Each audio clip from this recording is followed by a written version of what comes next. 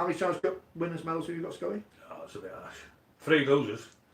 3, I've got the losers. Yeah. Congratulations on Thanks. your I've got 3 winners ones, but only one that I've actually earned.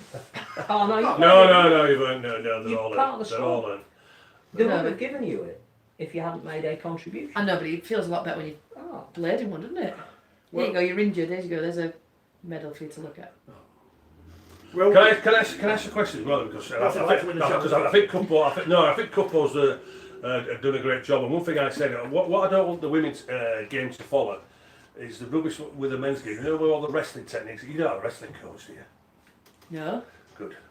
no, we used to have Good. Cuthbertson. And we have Anthony Is he Gibbons. humble? He's in there, yeah. Do you know what? He's the most calmest, softest guy I've ever met in my life. You know, considering, you know, you think you'd have a bit like... I was expecting him to be a bit Jimmy Lowe's, a bit fiery and a bit crazy. But, you know, he's a bit soft and sometimes you're like, Cuthbert, I think we need a bit of a roast. And he's like, we'll just try a bit better next time. Honestly, he's... But it works. Yeah, just... You should have me as assistant then, because I don't give a roast in the tooth. Oh, don't. So- I want to spit my dummy out to, with you. to be honest with you, some of the crap I've coached, I've had to do. Well, no, but you're working with that's good not really players, quality. aren't It's you? not like to coach quality, do you? No, but Imagine if you said something and people did it. I'll let Cuthbert coach you and my manager, and then when you want the roasting, I'll come with Alright, there shouting and You're the bawling. bad cop. And then what you do is, because I don't think people appreciate it, you'll have about 10 girls crying going, he don't like me. Oh yeah. Well, I got He's that. having a I got that when I coached out the blood. Oh, he don't like when I go to chairman. He don't like me. He's shouting at me. Is that By the the way, Giants? Yeah. by the way, I must say as well, your fullback at Leeds, Caitlin. Caitlin, Yeah. she was a referee at the Hunswick Warriors v UF on Saturday, and I tell you what a quality job she did, and the respect she got from everybody, not just the players but also to the supporters around the field. And so congratulations to all the Warriors fans and the UF fans as well, because the great thing about referees is, certainly from my day, and I would imagine the day before that with Billy Thompson and these sort of guys, is when a referee does a good job, you don't notice them. And she did an absolute sensational job there on Saturday, because it was a top 4 game, you know, pretty physical and all this sort of thing, but she got the respect to everybody, and I'd say, I want to say, certainly to the Warriors, because it's pretty daunting coming down Hunslet. I can reassure you, the area where we come from, you know, and everybody knows what sort of it's like, but no, she got the full respect, and she did an absolute sensational job, and hey, good luck to her. If she wants to try and get into the men's game like the women have done in the NRL, I'll tell you what, she won't be far off, I would say, maybe in 5 or 6 years' time, if she's got ambition. Just to add to that, I think that was her first NCL game in the Was the it? Yeah. I'll tell you what, she was very, very impressive. Mind very you, impressive. She frightens you admitted. Yeah. Oh, you do not want Caitlin as your fullback. If you're not getting this position in the right place, not okay. 17 years old, her waist is the same size as one of my thighs. You know, she runs and she steps people and you think her legs are going to snap. But she tells you what to do and you do it. There's no, you know, I like that about her though. Oh, honestly, she was sensational. She did a great job. She So did. talking about your England caps, Great Britain caps, this is the question that I was going to ask you. The squad's been announced Yeah. for the Nines and the tour to Papua New Guinea. Yeah. Great that the winner going to Papua New Guinea. I think that helps the Orchids and it raises the profile of the women's game over there in the run up to the World Cup. Yeah. Why don't you win it? Maybe I'm not good enough anymore. Well, you know you are. I certainly from what I've seen, particularly in the Challenge Cup run, coming off the bench, you've changed the games. And I'm not saying that just because you're here. Make me blush. I think you'll find that it was written in the match reports that. Thank you. So I mean, they seem to be going for a younger age, Yeah. but you can't discount experience, surely. Well, I haven't had it said to me directly, but I think I had a phone call in a roundabout way at the beginning of last season just saying we are looking to build from a younger squad. And then there was talk about me having my experience in maybe a test, and then obviously I snapped my ACL, so I was out of that regardless.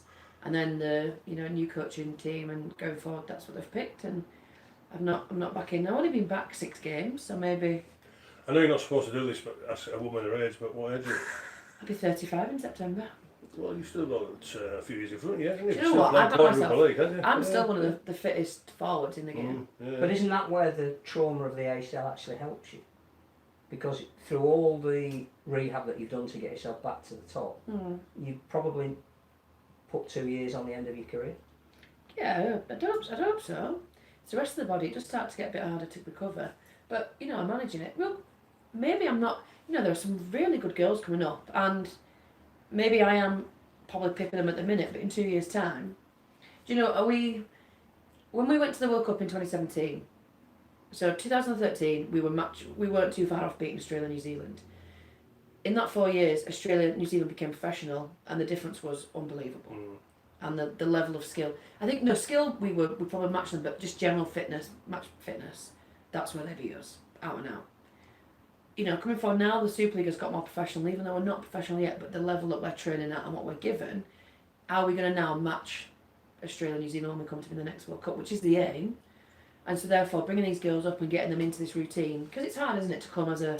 I've only been playing Rugby League for 4 or 5 years, and I've had to get used to this match fitness and to get fit. That's been a hard slog, and I've got the mentality to do it. So I think, are you training now younger girls to become athletes from a younger age? So maybe the next stage for the women, you know, to get to that level where the Kiwis and the Aussies are, because the Aussies introduced this year the Origin, you know, playing New South Wales. Would that maybe be the better step rather than going straight to the top against them and then match yourself against the New South Wales girls and the Queensland girls, and then see what level you are with them, and then ready for the next step? That'd be, do you know what, the next kind of that, and that World Club Challenge would be a nice shout out, wouldn't it? I'd go for that. But yeah, I think like they do the Origin now, the Yorkshire Lancashire, based on the development squad. But I'm on about our girls playing against their quality ladies, you know what I mean? Yeah, that would be the next step, but it's just it's finance, I guess. That basically what it is. It's for our game generally. It's finances, investors, it's sponsors, it's money. That's well, this is what we said, because we mentioned it 2 weeks ago regarding, because when you look at the other ladies' sports, when you look at football, they've just got a sponsorship of Barclays. Yeah. You look at the way the netball has got and all the coverage and the sponsorship they have, the vitality and all this sort of thing. You look at the cricket and all from there. And I talk about it all the time, promoting the men's game, promoting it, marketing from there. When you see this happening in all other sports, and certainly when we watch the women's Rugby League, because it's on the par, the product is on the par of what them three products. And you look at the Rugby Unions now, they're all full time now. It bloody well frustrates me the way that the men's game is. So how do you feel about when all the other sports are thinking, hold on, we're putting our bodies on the line here, we're promoting this game as much as possible from them, why can't we not get the sponsorship? This is where me and you might fall out, you see. Because think about the age of Rugby League in general, and how long, in terms of football, rugby union, rugby league, and all the other sports, and how many years it's taken them to get professional. So, you know, women's... No, I'm not talking about professional, I'm talking about sponsorship. I'm talking about getting the sponsorship. I know, but in terms of that, like the coverage, we're getting there, and we're interested in more people, but who goes about getting the sponsorship and making people come? Well, you need who who's in charge of the ladies? Who's in charge of the ladies? It's the RFL. It's the RFL, so they should appoint somebody then. No, but there's a guy, Tom Brindle, at the RFL, and he is fighting tooth and nail. So last year, I don't know if anybody saw Lewis's, a man of the match trophy for the Challenge Cup. Was that the little plate thing? It was a year 10 table tennis. And well, the cup wasn't much better, was it? Tom Brindle always got, I know, I always come back to the fact that trophy was a joke. It was an absolute joke. And then this year, Courtney's walked away with a trophy the same size as what we got for winning the Challenge Cup last year, and our Challenge Cup is a proper trophy. It's a miniature replica. We couldn't take the lid off, we can't. Fuming. No, beside that. It's a little miniature version of the men's trophy, and going to Georgia Roach's Woman of Steel trophy was better than the Man of Steel trophy. So there is a guy who's championing this at the RFL, and he's doing his best. So I go back to Challenge Cup 3 years ago, playing at Heworth. Tom Brindle and Mark from the RFL had to run as ball boys. We had about 800 to 1,000 people there. They both stood there and just went, we cannot do this again. We're trying to raise the profile. The year later, we were 1,400 people at Warrington for a double header, the Challenge Shield and the Challenge Cup. We thought that was incredible. And we've got people coming. We had Gary Hetherington come with all the men's team because they'd just done their cup final run at Bolton. Support-wise, we're thinking this is brilliant. This year, so we're talking 2 years ago, we're at Heworth with 2 guys from the RFL. So 2 years later, being at Bolton, triple header, we've got, right, I know this might sound silly, but we've got fire cannons, we've got a guard of honour, we've got the whole winners banner, stage, everything. Yeah, so you should. So the way we've come in 2 years and what Tom has done, as for, there's other people, not just Tom, but he is the catalyst there, to bring that game and to come bring us so far in 2 years. So if he's still fighting there, we've now been on the BBC, we've now had the publicity, We can't drop that level when it comes to the grand final now. So somebody's got to be out there and gone, actually, this is quite a good product that nobody's involved in yet. In terms of, I like watching it. Even if I've not played end of last season, I enjoyed watching it. Somebody out there has gone, this is a moneymaker somewhere, surely. But who is that to then go out and say, did you watch? Who do you want to buy into?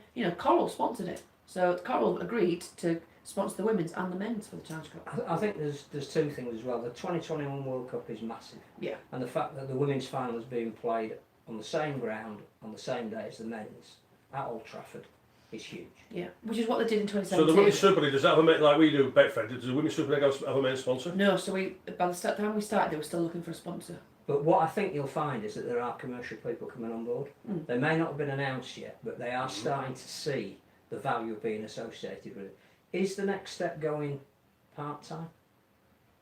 Do you know what, match fees would be nice? Because but isn't that the step? The step up is there isn't enough money in the sport for you to. But what the NRL have done but then is quite clever because they've only had 4 teams and they put a lot of money into it. They've got a very competitive domestic competition over a very short space of time, which leads into state of origin. But not everybody in their 4 teams have got. It's only the people in the Australian international setup that have got the professional contracts. Yes, but they've decided to go small and quality.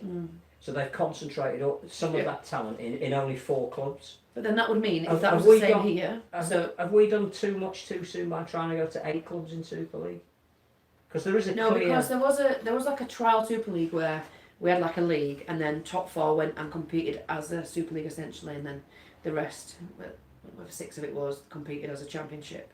But that came a bit of a playoff halfway through the season, and it worked, and it was. But you play the 4 teams play each other at the same time, season in, season out. You're playing the same pool of people, again playing against your same. So when it comes to a World Cup, generally you pick from these 4 teams, give or take the odd championship person, and but you're playing at how they play. There's no competition for space. But whereas now, there's more girls getting involved. So there's 21,000 by 2021. The increase in women taking part in rugby is massive. The increase in girls taking part in rugby league is massive. Therefore, the talent pool is going to be much bigger. Do we need a team in the South?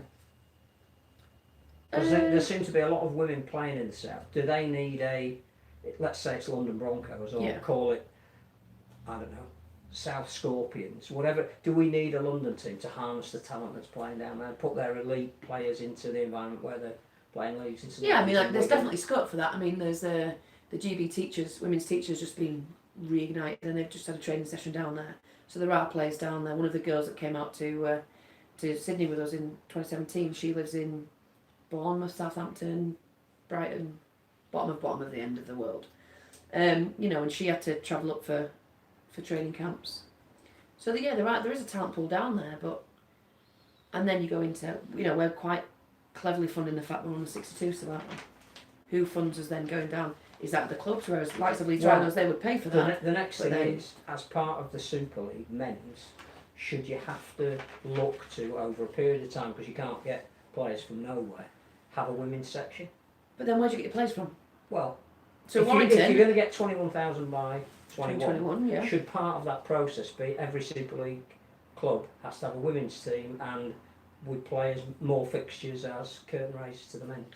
Or do we look at pool areas and, Well, centres of excellence or whatever. So like Warrington, they've done it, and they have, because there's girls that play at Warrington now who are going off and playing at Saints and Lee and having to travel quite a bit to play. So there's a pool there, and they're doing a great job in the Championship and trying to push for Super League now because the club have invested in them.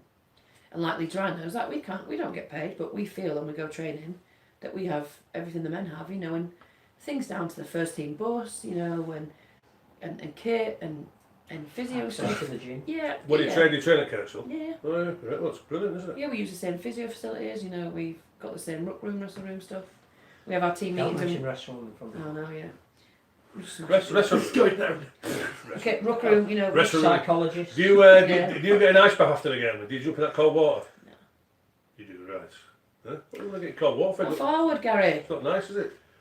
I work hard, me. I don't need that. He calls himself and the rest of the backs the pretty boys, don't you? I mean, I know you look at him now and you're thinking, What went wrong? Perspective. Hey, listen, with the forward, Beautiful. listen, with the forward packs iron at Leeds, this is why I look like this. I'll tell you.